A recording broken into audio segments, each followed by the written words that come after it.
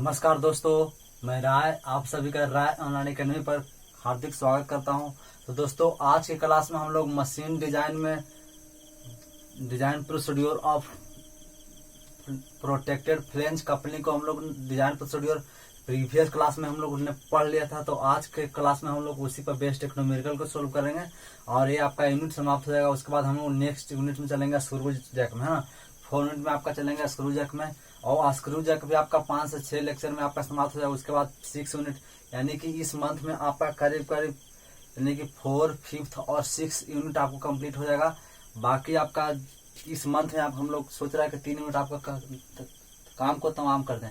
तो देखिए स्टूडेंट, हम आपके लिए मेहनत कर रहे हैं, तो आपका भी रिस्पॉन्सिबिलिटी है कि आप अधिक से अधिक शेयर कीजिए। अगर हमारा वीडियो को आप केवल 5 ही लोग देख रहे हैं तो 5 ही लोग 10 लोगों को शेयर कीजिए, तो है ना, अपने फ्रेंड के साथ। तो 10 गुना 5 यानी 50 व्यू, हमको ज्यादा व्यूज की नहीं जरूरत है।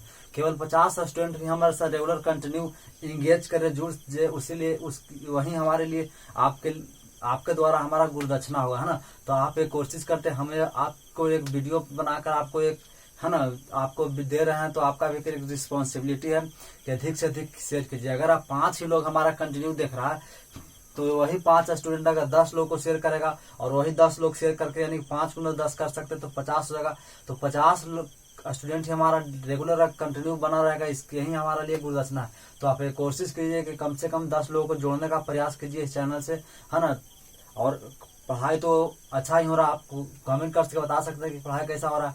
हाँ, शुरुआती में थोड़ा वीडियो का क्वालिटी का थोड़ा प्रॉब्लम इशू था, जिसको हम लोग ने धीरे धीरे, है ना, रिमूव करने का प्रयास कर रहे हैं और एलिमिनेट भी करेंगे कि जो चीज हम लोगों को सुविधा, है ना, यानी कि कोशिश ये कर रहे हैं कि आपको क्वालिटी अच्छे से अच्छे मिल सके। हाँ, आपका थोड़ा नेट आपको वीडियो देखने में आ जाए, ज्यादा आपको खर्च होता होगा, तो इसके लिए माफ कीजिएगा। चूंकि आप इसी पेपर पढ़ने के लिए आपको 10 से 15 हजार रुपये आपको देना पड़ रहा है ऑफलाइन में, और ऑनलाइन में आपको कम से कम तो 4 से 5 हजार देना। लेकिन हम लोगों ने सोचा है कि फ्री क्लास में पढ़ा रहे हैं, तो आपका एक रिस्पॉन्सिबिलिटी है। तो आप नेट का यूज हो रहा है, यानी कि 200 रुपया 250 रुपया में आपका मतलब 1 महीना खर्च हो रहा है। उसमें भी आप कुछ अलग अलग चीज देख रहे हैं तब, यानी करीब 1 से 2 रुपया नेट का चार्ज क्या बढ़ेगा। ऐसे भी आपका रिचार्ज तो मोबाइल होगा ही। तो चलिए हम लोग स्टार्ट करते हैं बिना टाइम गवाए हुए। तो पहले क्वेश्चन को देख लीजिए। देखिए, डिजाइन ए सी आई मतलब कास्ट आयरन, इसको लिख लीजिएगा क्योंकि स्पेस कम है। उसके बाद लिखिएगा प्रोटेक्टेड, उसके बाद design a cast iron protected flange coupling, यानी पीसीआई मतलब protected flange coupling to transmit 15 kilowatt, है ना, एट 900 आरपीएम इलेक्ट्रिक मोटर। फिर कहता था service factor is 1.35। The permissible stress में भी शेयर स्ट्रेस की बात कर रहा है। तो साफ्ट का, बोल्ट का और की का सभी का सेम दिया है, कितना 40 मेगा पास्कल। उसके बाद क्रॉसिंग स्ट्रेस दिया है बोल्ट एंड की का तो 80 मेगा पास्कल, और शेयर स्ट्रेस दिया किसका, तो कास्ट आयरन का तो 8 MPa यानी 8 मेगा पास्कल। उसके बाद हम लोग देखेंगे गिवन डाटा में, देखिए आपका तो गिवन हो गया P = 15 वाट है, तो हम लोग किलो को 10 के पावर 3 लिख देंगे इंटू वाट तक। उसके बाद आरपीएम आपका 900 हो गया। उसके बाद देखिए सर्विस फैक्टर यानी SF इसको इक्वल टू 1.35 गिवन है। उसके बाद देखिए टाउ साफ्ट की एंड बोल्ट का आपका 40 mm भी क्वेश्चन में गिवन है। उसके बाद क्रॉसिंग स्ट्रेस किसका, तो बोल्ट एंड की का भी आपका 80 मेगा पास्कल है। उसके बाद देखिएगा तो शेयर स्ट्रेस कास्ट आयरन या इसी को फ्लेंज या हब के लिए दिया है ना, फ्लेंज और हब के लिए 8 मेगा पास्कल दिया। और हम लोग जानते हैं सिग्मा C = 2 टाउ होता है ना, 2 टाउ होता है। ये होता है किसके लिए, तो स्क्वायर के लिए। यहाँ आपको कोई कंडीशन नहीं लगा है, यानी स्क्वायर की या रेक्टेंगुलर की का कंडीशन नहीं लगा है, तो आप जनरली स्क्वायर की ही मान के चलिएगा, यानी कि सिग्मा C = 2 पाई, है ना। तो ये आपका हो गया। उसके बाद हम लोग स्टेप 1 में चलेंगे। तो सबसे पहले calculate the mean torque of, चूंकि मीन कैलकुलेट करना का है कारण SF दिया हुआ है ना, तो खास ध्यान रखिएगा ऑफ मोटर। तो P = हम लोग फॉर्मूला जानते हैं 2πnt/60 न्यूटन, है ना, MM में होता है, लेकिन हम लोग मीटर है तो MM में बदलेंगे। तो T मीन = क्या होगा आपका 60 इंटू P इंटू आपका T मीन निकल गया। तो हम लोग यहाँ वैल्यू को पुट कर देंगे। तो T मीन = 60 इंटू P का वैल्यू देखिए आपका गिवन है 15 इंटू 10 के पावर 3, और नीचे में आपका 2 पाई और आपका n दिया 900, है ना। इसको कैलकुलेटर में वैल्यू को पुट कीजिएगा तो आपका आ जाएगा आंसर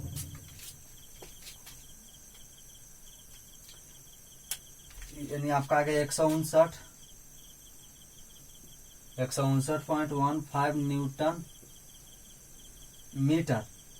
इसको हम लोग किसमें बदलना, और साथ ही आपको टीएफ दिया है ना, तो आपको मैक्सिमम टॉर्क चाहिए, या टी मीन है, तो हम लोग मैक्सिमम टॉर्क कैसे निकालेंगे, तो टी मैक्स इक्वल टू आपका हो जाएगा सर्विस फैक्टर यानी एसएफ इनटू टी मीन, यानी एसएफ का वैल्यू 1.35 इंटू 1.59 है ना, ये आपका हो गया। तो ये आपके कैलकुलेट करने पर आपका टी मैक्सिमम आ गया, टी मैक्सिमम का आपका वैल्यू आ गया 214.85 ये तो न्यूटन एमएम में, लेकिन इसको हम लोग मीटर आ गया तो एमएम बदलेंगे, तो यानी कि 214.85 इंटू 10⁻³ न्यूटन एमएम। तो ये आपका पहला मैक्सिमम टॉर्क निकल गया है ना। तो उसके बाद हम लोग स्टेप 2 में चलेंगे। तो स्टेप में calculate the diameter of shaft, तो हम लोग फार्मूला जानते हैं टी बटे जे बराबर टाउ बटे आर बराबर टी मैक्सिमम। यहाँ से तो हम लोग यहाँ से वैल्यू का पुट करेंगे, टी मैक्सिमम आ गया कितना आपका, तो 214। अभी वाला यूज कीजिएगा हमेशा, टी मैक्सिमम, टी मेन नहीं करना है। तो 214.85 इंटू 10⁻³ इंटू 16 अपॉन में पाई इंटू, देखिए हम लोग किसका निकाल रहे हैं, तो शाफ्ट का। तो शाफ्ट का शेयर स्ट्रेस कितना है, तो 40। ये आप खास ध्यान रखिएगा किसका निकाल रहे हैं आप, उसी का हम लोग शेयर स्ट्रेस या क्रशिंग स्ट्रेस का वैल्यू को पुट कीजिएगा, जिससे आपको न्यूमेरिकल का बनाने में आसानी होगा। यानी डी इक्वल टू आ गया आपका 30.13 mm, जिसको हम लोग 32 के इक्वल मान लेते हैं, यानी 32 इक्वल है ना, ये आपका 32। उसके बाद हम लोग चलेंगे स्टेप 3 में, इंटरनल डायमीटर ऑफ हब, यानी कि जानते हैं D1 इक्वल टू डी, तो डी वैल्यू आया था, यानी कि 32 आपका हो जाएगा mm। उसके बाद चौथा स्टेप में calculate outer diameter of hub, इसको कैपिटल डी मानते हैं, तो इसको कैपिटल डी इक्वल टू क्या हो गया, तो 2D, यानी कि 2 से गुना कर देंगे, तो 2 गुना 32, यानी कि 32 दूनी का 64 mm, यानी 32 दूनी 64 mm। उसके बाद हम लोग स्टेप आगे चलेंगे। स्टेप आपका आगे हो गया 5th स्टेप में। देखिए तो 5th स्टेप में आपका क्या कर रहा है, calculate the length of hub, तो एल इक्वल टू हम जानते हैं 1.5, यानी कि L equal to 1.5 into D का वैल्यू अभी आया 32 है ना, यानी कि गुना कर देने पर आपका वैल्यू आ जाएगा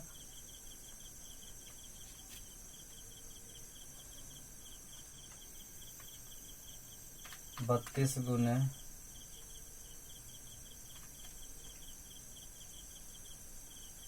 34.5 आ रहा है।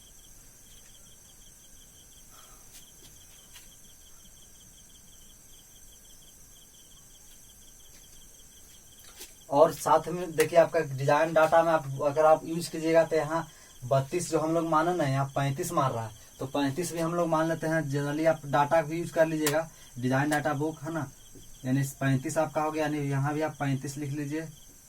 डाटा जो आपको कह रहा है उसी हिसाब से हम लोग भी चलेंगे, यानी इसमें ये भी बनाइएगा तो आपको गलत नहीं होगा, लेकिन डाटा हैंड भी आप साथ में ले जाइएगा तो डाटा का यूज कर सकते हैं।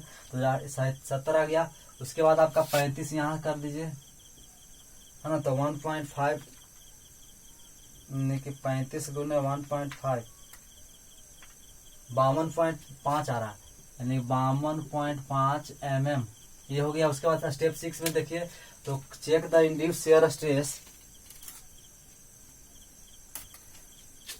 शेयर स्ट्रेस तो हम लोग फॉर्मूला जानते हैं, टी बटे जब टावर टावर, यहाँ से T equal to J into निकल जाएगा। उसके बाद हम लोग टी कैलकुलेट, तो टॉर्क मैक्सिमम यहाँ वैल्यू पुट कीजिएगा, तो टॉर्क मैक्सिमम का भी वैल्यू निकाले हैं, तो 214.85 इंटू 10⁻³ आर का वैल्यू आप देख लीजिए, यानी आर इसको तो हम लोग क्या जानते हैं, तो कैपिटल डी है ना।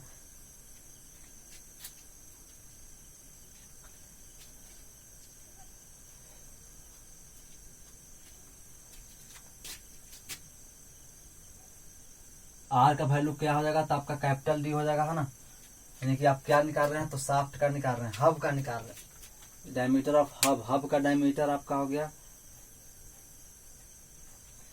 कैपिटल डी अपॉन 2, यहाँ से पाई बटे आपका 32 जानते हैं फॉर्मूला, डी के पावर 4 है ना, डी के पावर 4, तो आपका 16 कट गया। उसके बाद हम लोग डायरेक्ट जगह का इशू है तो कैलकुलेट निकाल लेंगे, डायरेक्ट हम लोग लिख देते हैं 3.4 आ रहा है, 3.4 MPa उसके बाद देखिए 3.4 MP आ रहा है किसका, तो हब का आ रहा है। तो हम लोग हब का भी निकाले कितना, तो देखिए हब का यानी 8 मेगा पास्कल, तो ये कम है। तो यहाँ लिख लीजिएगा कि हेंस आवर कंडीशन आर है ना, hence our dimension are safe, यहाँ आप लिख लीजिएगा। उसके बाद हम लोग चलेंगे डिजाइन ऑफ की में चलेंगे। तो स्टेप 7 में विड्थ एंड थिकनेस निकालेंगे। विड्थ एंड थिकनेस यानी चूंकि स्क्वायर की हम लोग माने कोई स्पेशल केस नहीं दिया कि रेक्टेंगुलर है, तो ये आपके डी था ना, तो यहाँ टी या डी बराबर हो जाएगा। तो डायमीटर हम लोग 35 माने हैं, 35/4।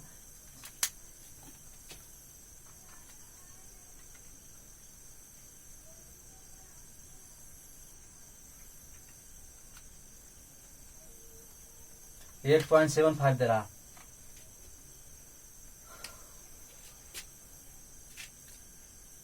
$8.75 आपको डाटा बुक में मान रहा है 12 mm के इक्वल, तो 12 मान लीजिए, आप भी डाटा की यूज कीजिएगा। फिर स्टेप लेंथ हम लोग निकालेंगे। तो L इक्वल टू अभी निकाले हैं, तो 52.5 mm आपका हो गया। उसके बाद स्टेप 9 में चलिए, आपका इंटरेस्टिंग, और यहाँ से खास ध्यान रखिएगा, यहाँ से आपको कंफ्यूज हो जाएगा।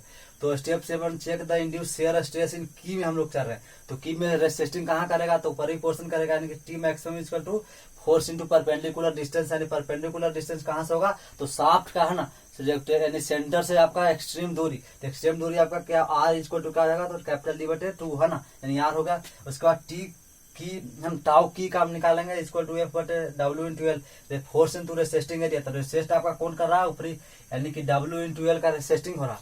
उसके बाद टाउ की का निकालेंगे, तो वहाँ वैल्यू को पुट कर देंगे, जगह का इशू है, डायरेक्ट हम लिख देते हैं यहाँ वैल्यू 2 का टाउ मैक्सिमम आपका गिवन है। उसका W भी गिवन है, और L भी गिवन है, और D भी गिवन है। तो यहाँ वैल्यू को पुट कर लीजिएगा, हम डायरेक्ट यहाँ आपको वैल्यू लिख देते हैं।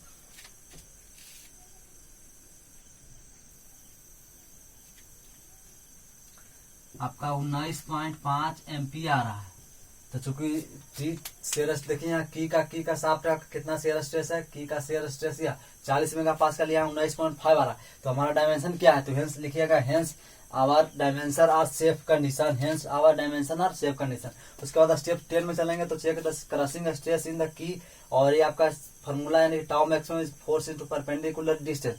यहाँ यानी शेयर में ये रेसिस्टिंग ये करेगा, लेकिन आपका क्रशिंग में खास ध्यान रखिएगा, चूंकि आधा पोर्शन किस में जाएगा, तो आधा पोर्शन आपका हब में रहेगा और आधा आपका फ्लेंज में रहेगा। तो जिससे आपका क्या होगा, यानी शाफ्ट में रहेगा, आधा आपका हब में, यानी शाफ्ट के हब में रहेगा, और आधा आपका फ्लेंज के हब में। तो चूंकि आधा हमको रेसिस्ट कर रहा है ना, टूटेगा तो आधा ही रेसिस्ट करा क्रशिंग। तो कहाँ रेसिस्ट करा, तो देखिए आधा ही पोर्शन, यानी कि टी बाई जो थिकनेस है उसका आधा ही थिकनेस, आधा रहा कि शाफ्ट के हब में, और आधा आता शाफ्ट के क्या चाहिए, फ्लेंज के हब में। तो यानी T/2 इंटू L आपका थिकनेस यानी आपका रेसिस्टिंग एरिया होगा। और यहाँ सिग्मा सी का वैल्यू को पुट कर देंगे, तो हम लोग को यहाँ से डायरेक्ट आपका हम लिख देते हैं यहाँ से फॉर्मूला, टी मैक्सिमम गिवन है, टी भी गिवन, L और D भी गिवन है, तो आप वैल्यू को डायरेक्ट लिख सकते हैं, पुट हो जाएगा आपको।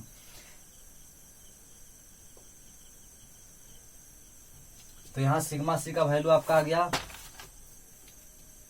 39 MPa। यहाँ हम लिख देते हैं इसका 39 MPa है ना, ये लिखिएगा हेंस आवर डायमेंशन और शेप कंडीशन। उसके बाद देखिए हेंस आवर 39 है, लेकिन यहाँ आपका क्या है, तो क्रशिंग स्ट्रेस का वैल्यू 80 है, तो जो हमारा कंडीशन शेप है। उसके बाद देखिए डिजाइन ऑफ फ्लेंज में चलेंगे। तो फ्लेंज में देखिए पहला स्टेप 11 में थिकनेस ऑफ फ्लेंज में देखिए TF हम लोग जानते हैं, और TF इसको तो क्या लिखे, तो 1.5 यहाँ से, और 0.5 इंटू D, तो D का वैल्यू अभी निकाले हम लोग क्या, तो आपका निकल गया है 35। तो 35 से गुना कर लीजिएगा, तो यहाँ आपका हो जाएगा 175, यानी 7.5, इसको हम लोग 18 mm की इक्वल मान लेंगे। उसके बाद ये भी आपका हो गया 0.25 इंटू 35 से गुना करने के बाद ये आपका आ जाएगा 8.75, इसको हम लोग 9 को इक्वल मान लेते हैं। और D2 इक्वल टू 4D, यानी कि आपका 4 इंटू 35 से गुना कीजिएगा जब आप, तो आपका आएगा 140 mm। उसके बाद देखिए स्टेप्स आगे चलिए। तो यहाँ आप समझने वाली बात है, यहाँ समझिएगा, check the shear stress in flange. तो हम लोग जानते हैं T maximum equal to force into perpendicular distance, और शेयर स्ट्रेस आप किसका, तो फ्लेंज का। तो फ्लेंज का शेयर स्ट्रेस कहाँ से करेगा, तो इंटरनल डायमीटर होता है उसी के से फिसलेगा, यानी शेयर स्ट्रेस कहाँ से फिसलेगा, तो यानी कि जो सरकमफ्रेंस है, इंटरनल सरकमफ्रेंस ओ, और चूंकि कितना दूर तक जाएगा, यानी कि थिकनेस, तो यानी कि रेसिस्टिंग एरिया कितना हो जाएगा, तो पाई डी आपका सरकमफ्रेंस हो जाएगा, परिधि, और साथ ही कितना दूर तक यानी थिकनेस इसका कितना है, तो टीएफ, यानी टीएफ हो जाएगा आपका एक थिकनेस, टीएफ हो गया है आपका। तो यानी कि यहाँ से तो वैल्यू को यानी एफ इक्वल टू देखिए 2 इधर भेज दिए, यानी एफ का वैल्यू यहाँ हम लोग पुट करें 3m मैक्सिमम इंटू 2, और नीचे आपका पाई डी इंटू टीएफ इंटू डी, और यहाँ से हम लोग वैल्यू को पुट करेंगे। टी मैक्सिमम गिवन है, आपका पाई भी गिवन है, डी कैपिटल डी भी गिवन है, और ये आपका टीएफ गिवन है, और आपका डी भी गिवन है। कैपिटल डी देखिए 70 mm, तो डायरेक्ट हम वैल्यू को लिख देते हैं,